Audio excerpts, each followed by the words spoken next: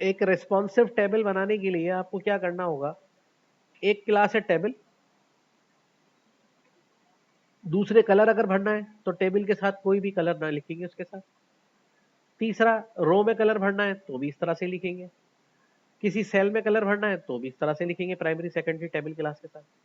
उसके अंदर स्ट्रिप्स डालने हैं तो सिर्फ क्या लिखेंगे, टेबल डॉट स्ट्रिप। कोई कोड नहीं करना है, बना बनाया कोड है बस, कोई आपको एक्स्ट्रा कोड करने की जरूरत नहीं है। कलर, होवरिंग इफेक्ट डालना है, 4 क्लासेस हैं जो आपको यूज करना है। ये हमारा टेबल है, ये हमने लिया टेबल, और ये हमने अपने इस कॉलम में ऐड करना है, जो कि हमारे वेब पेज पे ये रहा असाइनमेंट, यहाँ नजर आएगा। अब अगर हम 12 ही कॉलम यूज करना चाह रहे हैं, भाई एक कॉलम है, ये 12 ही कॉलम यूज करने, तो जस्ट हमने इस कॉलम के अंदर एक रो बनाई और उसमें कॉलम डिफाइन नहीं किए, टेबल का कोड पूरा डाला। तो देखो इसके अंदर ये पहले से ही टेबल का कोड जो हमने सीखा एचटीएमएल में, क्या सीखा कि भाई टेबल लिखेंगे और टेबल की कौन सी क्लास लिखेंगे, टेबल। तो बूटस्ट्रैप ऑटोमेटिकली उसको रेस्पॉन्सिव बना देगा ये। अब टेबल के साथ उसका कलर लिखना है, टेबल डैश डार्क, तो ये देखो डार्क हो जाएगा। अगर इसको प्राइमरी कर लेंगे तो ये ब्लू हो जाएगा, अगर इसको सेकेंडरी कर लेंगे तो ये सेकेंडरी कलर में नजर आएगा। अच्छा, अब आपने सोचा नहीं मुझे तो इसको लाइट रखना है, टेबल डॉट लाइट, लाइट आ गया। अब इसके ऊपर आपने सोचा कि मैं इसको जो है वो होवरिंग इफेक्ट डालूं, तो कैसे करेंगे, टेबल डैश होवर, हाँ ये होवर होगा। बस ये सारा क्लास इसी में लिखनी है, नीचे आपका जो कोड है वो तो वैसे ही रहेगा, ठीक है। कॉलम को रिस्पॉन्सिव करना है तो कॉल लिख दे, और रो को रिस्पॉन्सिव करना है तो रो लिख दे। अच्छा, उसके बाद आपने बोला कि यार ये होवरिंग भी हो गया, अब मैं इस पे स्ट्रिप्स डाल देता हूँ, तो क्या लिखेंगे आप, बस क्लास कौन सी लिखेंगे, बल्कि कॉपी करके ही पेस्ट कर ले, यहीं पे लिखी हुई क्लासेस सारी, ये लिखी हुई स्ट्रिप की क्लास, टेबल डैश स्ट्रिप, ये क्लास आपने यहाँ से कॉपी करी,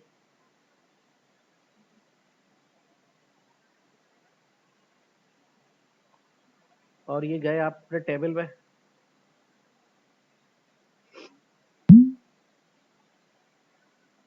आ गया हमारा कॉलम, ये रहा, और ये आ गया टेबल, ये गए एंड पे, यहाँ लिख दिया आपने टेबल डैश स्ट्रिप्ड, स्ट्रिप भी हो जाएगा।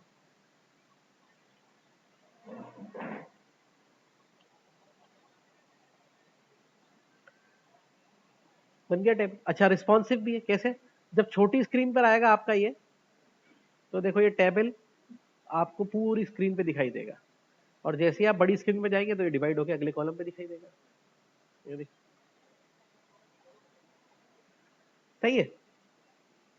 ये बस HTML में आपको टेबल बनाना आना चाहिए, जो हमने पहले सीखा। बूटस्ट्रैप में तो 4-6 क्लासेस है उसको रेस्पॉन्स बनाने की, हो जाता। अब आते हैं एक इमेज को रिस्पॉन्सिव कैसे करते हैं। रिस्पॉन्सिव माने वो ऑटो एडजस्टेबल हो, तो चलो इस पर रिस्पॉन्सिव करते हैं। ये कार्ड टाइटल लिखा है ना, इसके ऊपर एक इमेज ऐड कराते हैं। तो भाई पहले हम जाएंगे अपने कोड में, तो उस कोड में जाने के लिए हम यहाँ पे आते हैं, ये हमारी पहली रो, दूसरी रो, तीसरी रो, और तीसरी रो के बाद ये आ गया हमारा रो जिसमें हमने ये कार्ड ऐड किया था, बटन लगाए हुए इसके अंदर, ये ऑल डैश सेंटर किया हुआ, ये आखिरी वाले बटन है। इस रो को यहाँ पे हम इसको कोलैप्स कर देते हैं, इससे ऊपर वाली रो को खोलते हैं जिसमें हमने आखिरी कार्ड बनाया हुआ है। तो यहाँ पे कार्ड टाइटल में लिखा हुआ है, जो भी लिखा हुआ है मिसाल के तौर पे कार्ड टाइटल, तो मैं इसको चेंज कर देता हूँ, जैसे मैंने यहाँ पे लिख देता हूँ गोल्ड, ठीक है। सेव कर देते हैं, यहाँ पे रिफ्रेश कर देते हैं, ये लिखा गया गोल्ड, ये वाला कार्ड। अब यहाँ इमेज लगानी है, तो 2 ऑप्शन है हमारे पास इमेज लगाने के। अब देखो इमेज के कितना आसान कोड है रिस्पॉन्सिव करने के लिए, यहाँ पे आ गया इमेजेस। तो इमेजेस को रिस्पॉन्सिव, बड़ा इमेजेस को रिस्पॉन्स करने के लिए img डैश फ्लूइड, ठीक है। इसमें हाइट ऑटो रहती है, मैक्स विड्थ 100% होती है, मतलब पूरे कॉलम को, कंटेनर को कवर करेगा। फिर अगर उसके ऊपर ऐसा बॉर्डर भी चाहिए तो img डैश थंबनेल। अच्छा, अब ऐसा बड़ा कंटेनर है जिसमें इमेज का साइज आपने छोटा कर रखा है, कंटेनर बड़ा है, एक इमेज आप लेफ्ट पे चाहते हैं, एक राइट पे चाहते हैं, तो पहले इमेज पे लिखना है float date start, float dash end, तो एंड वाला कंटेनर के इस कोने में जाएगा और स्टार्ट वाला, और इसके कोने गोल करने हैं तो कौन सी क्लास लिखनी है? राउंडेड। अब आगे आ जाए। अब ये कह रहा है कि अगर आपको इमेज छोटा है, कंटेनर बड़ा है, इमेज छोटा है, और उसको आप दोनों साइड से सेंटर में करना चाहते हैं। यूजुअली क्या होता है, जब इमेज आता है ना तो वो यहाँ लेफ्ट से बन रहा होता है। अब ये हिस्सा खाली है, आप चाह रहे हैं कवर हो जाए, तो उस पर आप क्लास लिखेंगे mx dash auto d dash block. इसी काम को करने का दूसरा तरीका है कि आप इमेज को एक डिव में डालेंगे और उसके अंदर इमेज का कोड लगाएंगे और उसके अंदर राउंडेड की क्लास लगाएंगे ताकि उसके कोने राउंड हो जाए, और टेक्स्ट डैश सेंटर की क्लास को भी यूज कर सकते हैं। तो इमेज दोनों साइड से कहाँ आएगा? सेंटर में आएगा। अब आए हम करके देखते हैं इसको। चले भाई एक इमेज लगाते हैं। ये आ गया कार्ड की बॉडी, और कार्ड की बॉडी के ऊपर एक IMG का टैग लगाया हमने, और मेरे पास इमेजेस तो है, तो इमेजेस के फोल्डर में क्या, ये 4 इमेजेस है मेरे पास। पहला इमेज नहीं, दूसरा लगा दिया है। अब जब मैंने इमेज डायरेक्टली लगाऊंगा तो रिफ्रेश करूंगा तो देखिए इमेज यहाँ पे इस कार्ड के हिस्से में फिक्स हो गया। क्यों फिक्स हो गया? क्योंकि ये कार्ड के हिस्से में लिखा गया कोड। इमेज माइट भी बड़ा था लेकिन इसमें फिक्स हो गया। अच्छा, अब मैं इसको क्या करता हूँ कि अगर मैं इसको यहां से हटा के कार्ड से पहले लिखता तो देखिए फिर क्या होगा, कि कितना बड़ा आ रहा है। अब क्या करेंगे, इसको कंट्रोल करने के लिए आप क्लास का एलिमेंट यूज करेंगे, IMG डैश फ्लूइड रिफ्रेश। तो देखिए इमेज अपने कंटेनर में एडजस्ट हो गया। अच्छा, आप इसको लिखते हैं थंबनेल, थंबनेल की क्लास यूज करेंगे तो थंबनेल बन गया, साइड में बॉर्डर आ गया। सही है, अलग से बन गया ना, कार्ड नीचे अलग से, ये अलग ऊपर आ गया कार्ड। आप कहते हैं नहीं ये राउंडेड भी हो तो राउंडेड की क्लास बन गया, इसके कोने राउंड हो गए। आप कहते हैं नहीं ये गोल नजर आए, सर्कल, राउंडेड डैश सर्कल। इसी को उठा के अगर आप थंबनेल हटा देंगे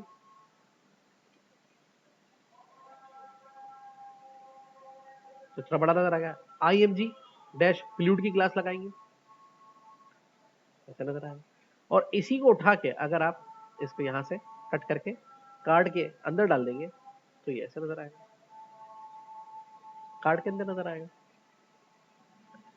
ठीक है ना, थंबनेल कर दे इसको, थंबनेल। इस तरह से आप किसी भी इमेज को रिस्पॉन्सिव बना सकते हैं सेम मेथड यूज करके। ठीक है, आ रही बात समझ में? आप दूसरा इमेज लगाएंगे, बस इसी को कॉपी करें कोड को, और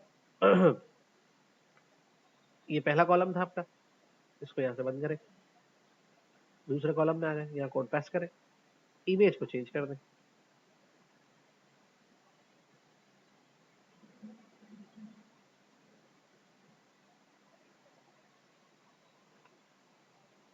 सही है।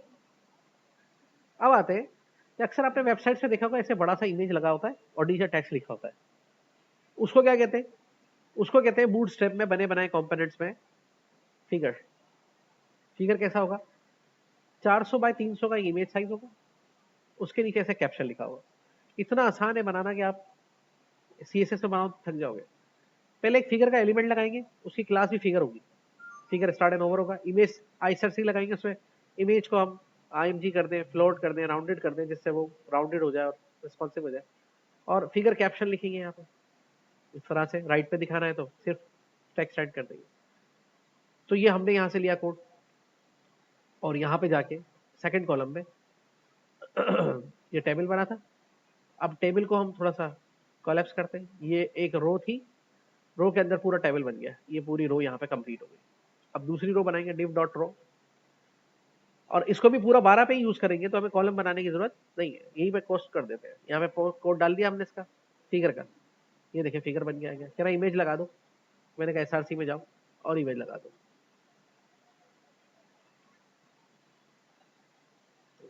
कैसे एडजस्ट हो गया? कैप्शन थोड़ा सा बढ़ाना है तो बढ़ा ले, थोड़ा सा ज्यादा टेक्स्ट लिख दे। अक्सर आपने ब्लॉग्स की वेबसाइट पे देखा होगा, राइट के ऊपर ऐसा एक लाइन का टेक्स्ट लिखा होता है और इमेज लगा हुआ होता है। ठीक है, और रिस्पॉन्सिव भी है। देखिए ना, आप इसको जब छोटी स्क्रीन पे लेके जाएंगे तो ये देखिए यहाँ से छोटा हो जाएगा, इतना छोटा तक एडजस्ट करेगा अपने आप को, और उसके बाद जब और छोटी स्क्रीन पे जाएगा ये मोबाइल स्क्रीन तो खुल जाएगा। आपको एक और फिगर लगाना है, कोई मसला नहीं, ये रो थी, इस रो को पूरा कॉपी करें, इसके नीचे एक और रो बना दें उसी कॉलम के अंदर, ये दूसरा फिगर बन गया, इसमें इमेज चेंज कर दें।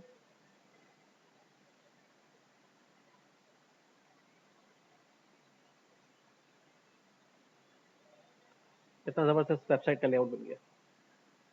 तमाम तर वेबसाइट्स इसी लेआउट्स के ऊपर चल रही है।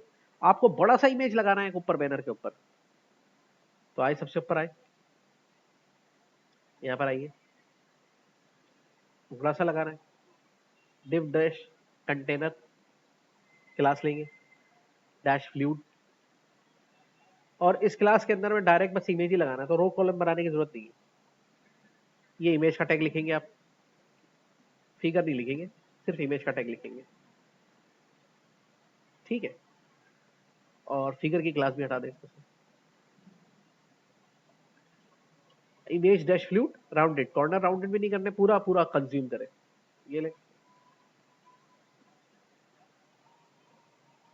हाइट कंट्रोल करना चाह रहे हैं, हाइट ऑटो होती है तो उसके लिए स्टाइल लगा के CSS का इनलाइन, और यहाँ पे हाइट का टैग लगा के कंट्रोल कर लें।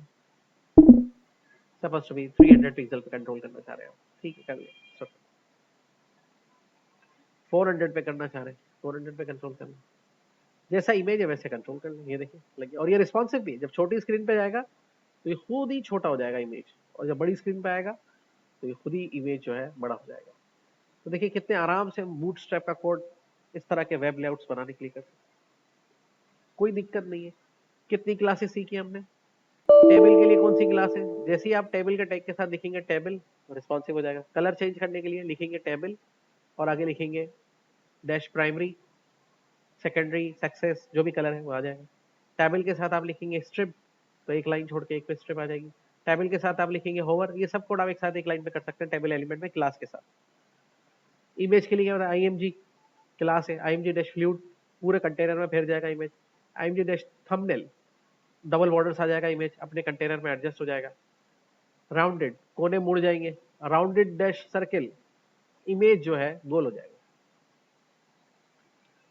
अगर कंटेनर बड़ा है, लेफ्ट साइड पे करना है तो फ्लेक्स स्टार्ट, लेफ्ट साइड पे फ्लेक्स एंड, राइट साइड पे D block, MX dash auto, D dash block. ये दो क्लासेस आप लगाएंगे तो सेंटर में आ जाएगा इमेज दोनों साइड से। तीसरा क्या सीखा, फिगर। फिगर के लिए तो क्लास ही फिगर है, और उसको लगाए, देखें आपकी वेबसाइट कितनी जबरदस्त तरीके से लेआउट बनेगा।